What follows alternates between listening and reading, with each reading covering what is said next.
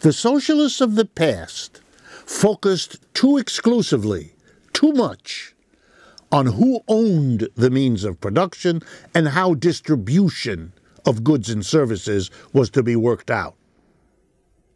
What they didn't focus on was how production itself was organized. What happens in the workplace? The factory, the office, the store.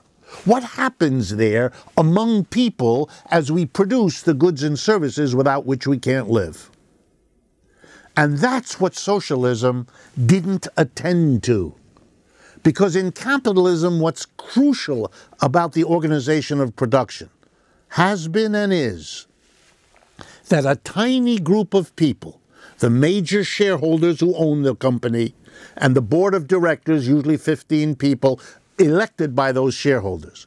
That tiny group of people, in enterprise after enterprise, makes all the decisions. What to produce, how to produce, where to produce, and what to do with the profits that everybody's work helped produce. And to no one's surprise, say the socialists, the tiny group of people who own and operate the enterprises make those enterprises work first and foremost for them. That's why they are rich, that's why they are powerful, that's why they can buy politicians, etc., etc., etc. Therefore, if you want to do better than capitalism, if you want to project an image of a future socialism that will not repeat the mistakes of the past, then you have to go beyond private versus public ownership of the means of production, and you have to go beyond markets versus planning distribution. You have to add to those conversations something the old socialists didn't do: the transformation of the workplace.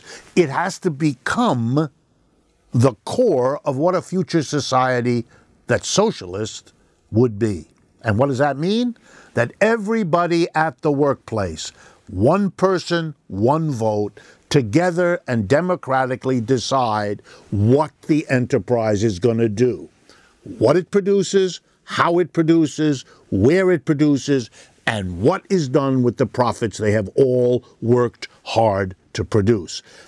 If you transform the workplace and in the process transform the people working there, because they will have a whole new set of relationships amongst themselves, then you can expect and hope that the decisions made by democratic workplaces will be fundamentally different from the decisions made by the capitalist organization of enterprises, which puts such a small number of people in such a powerful position, and is in the end why the system hasn't worked better for the mass of people.